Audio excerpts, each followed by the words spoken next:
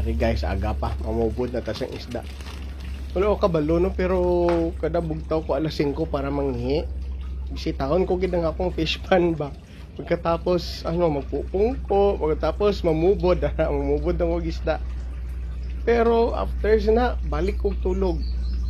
Away ko kasabot kung daw na-addict ko sa isda o ano ba. Mo ng mga nabakal ko ni Agi adlaw, mga plants, tawag sa aqua plants.